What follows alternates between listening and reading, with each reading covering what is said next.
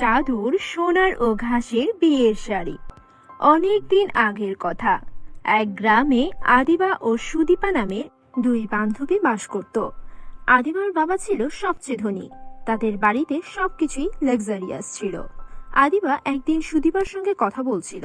তখন সুদীপা বলে, তোর বাবা তো আবারও বিদেশে গেছে, এবার তোর জন্য কি আনবে?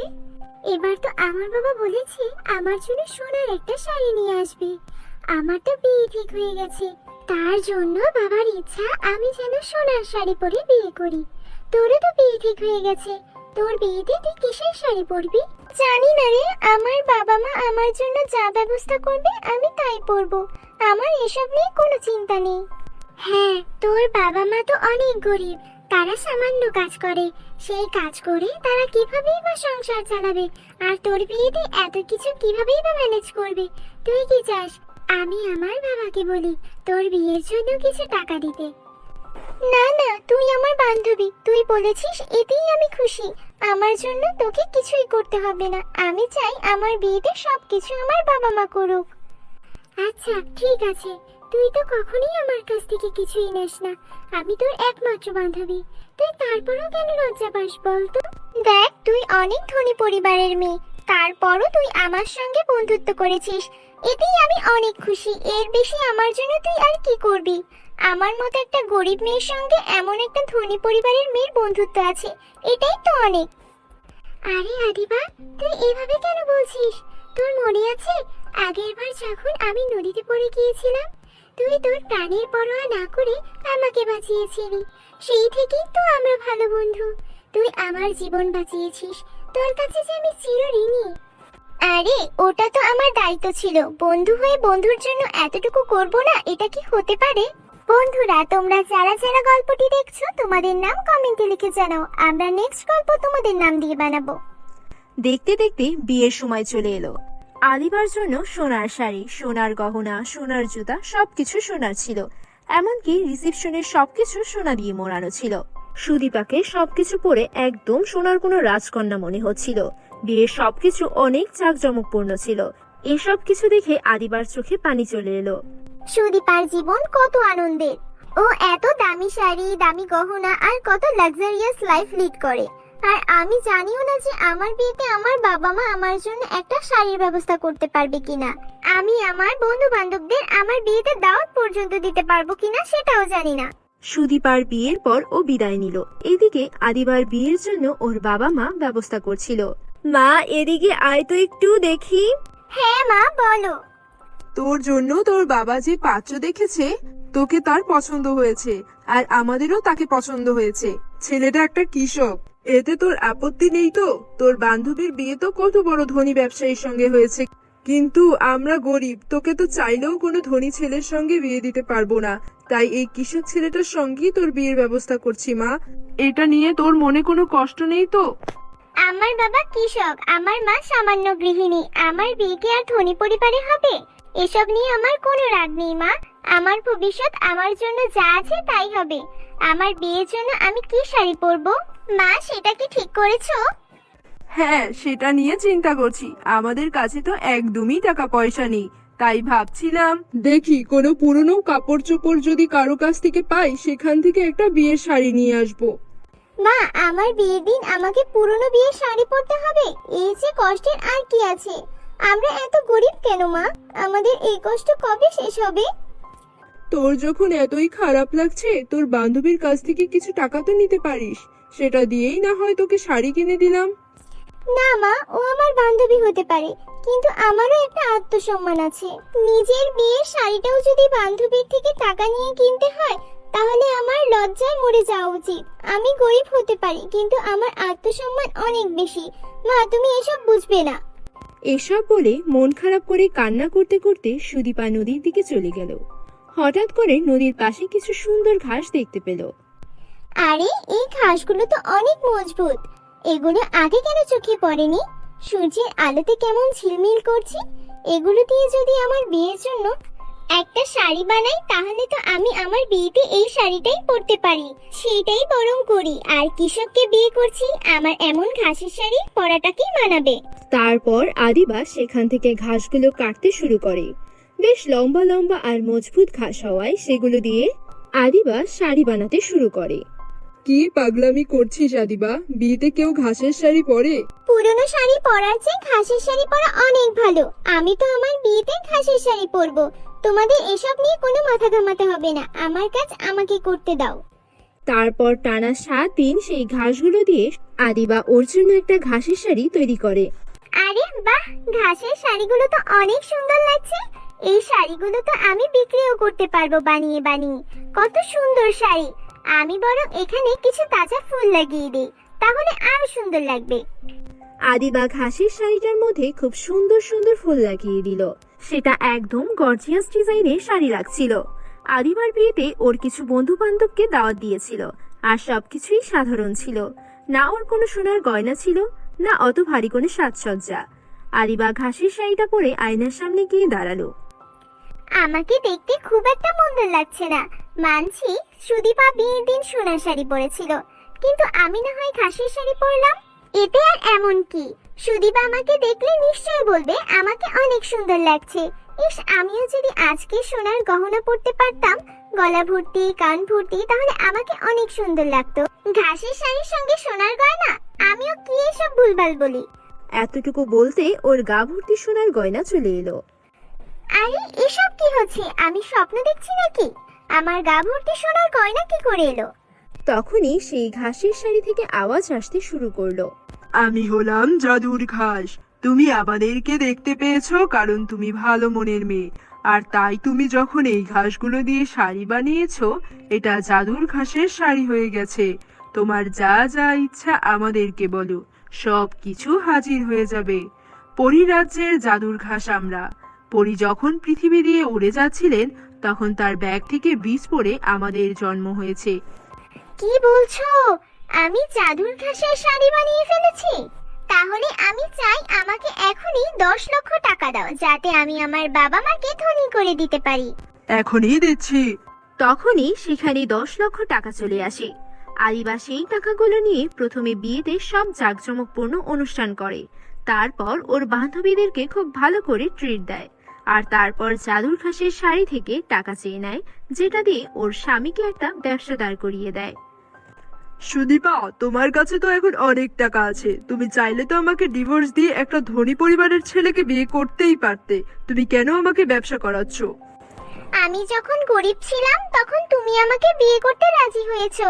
এখন আমি ধনী হয়েছি, আমার কাছে টাকা আছে, তাই বলে কি আমি তোমাকে ভুলে যাব? এখন আমরা একসঙ্গে ধনী হব আর সুখে জীবন যাপন করব।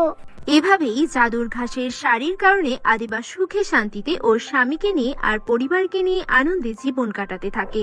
আমাদের চ্যানেলে নতুন হলে চ্যানেলটিকে সাবস্ক্রাইব করতে ভুলো না যেন। এক গ্রামের এক কোণে দাঁড়িয়ে থাকা ভাঙাচোরা একটি ছোট্ট কুঁড়ে ঘর।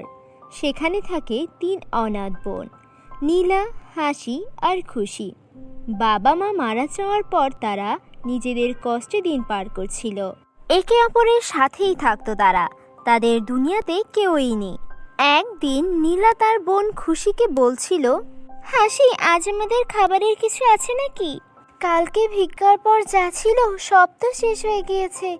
আজ যদি কিছু না পাই তাহলে খালি পেটেই ঘুমাতে হবে। ঘরেও খাবার কিছু নেই গো আপু।